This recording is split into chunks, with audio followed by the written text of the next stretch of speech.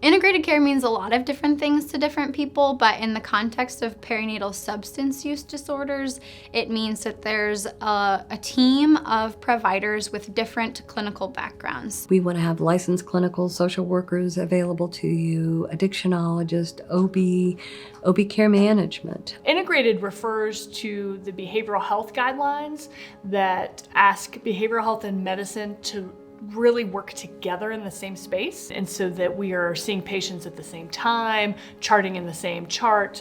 That level of communication and commitment to seeing the patient as a whole person shows up equally on both sides. And then she can identify to us what is important to her for her care. And then all of those providers are communicating and collaborating outside of her appointments too, so that everyone's up to speed on what is most important to this patient and how we can successfully work together to support her. So first is behind the scenes before the patient even shows up. Being able to talk about who may need to see that person first, or what needs did the patient identify at last visit that we need to prioritize based off what team members are available. Right before the clinic begins, we huddle together as an integrated team. The CMAs, me, the providers, the behavioral health, the addiction specialists, the complex care, everybody involved in their care meets to discuss any patients, to say, oh, this person needs to see our behavioral health people. This person needs to see complex care. This person is good to go. We're just doing an OB check. They're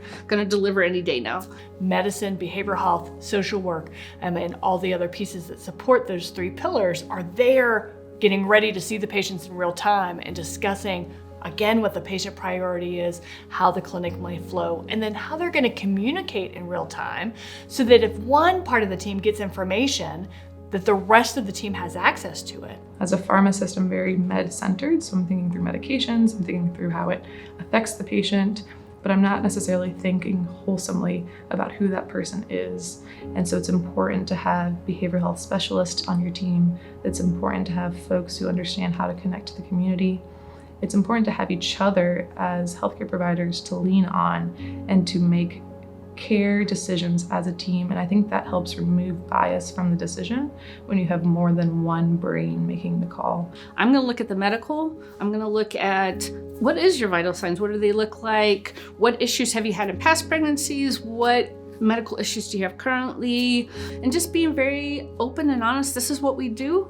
You know, the more honest you can be with us, that's great, because then we can really help you. Everybody's fear is, are they going to lose custody of their child? What's going to happen? How is it going to involve their families if they don't know that there's active substance use occurring? So we really just break it down to what that's going to look like at the time of delivery.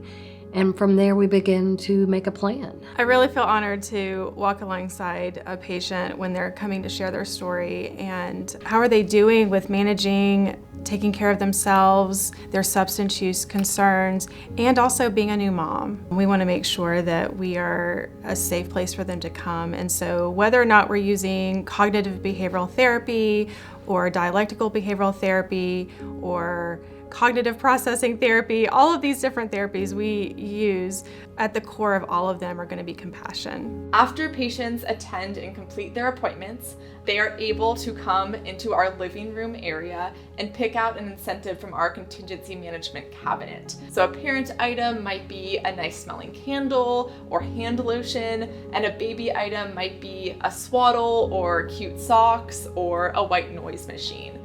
Contingency management is based on the psychological principle of operant conditioning and positive reinforcement. Essentially the idea that if you receive something after a targeted behavior, you are more likely to repeat that behavior. So to be able to give them just a little token to say, gosh, we're proud of you for taking care of yourself and your baby, or just yourself, that's a big win. One of the things that I love most about our program is that the targeted behavior is appointment attendance and completion. Patients are rewarded for attending and showing up for themselves and their baby at CARA.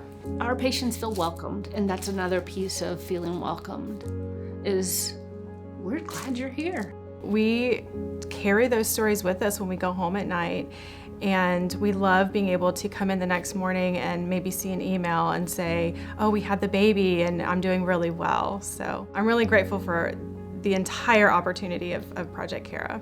I would really encourage women to seek out Project CARA or other places similar and have faith in knowing that many providers will want nothing but the best for them and meet them exactly where they're at.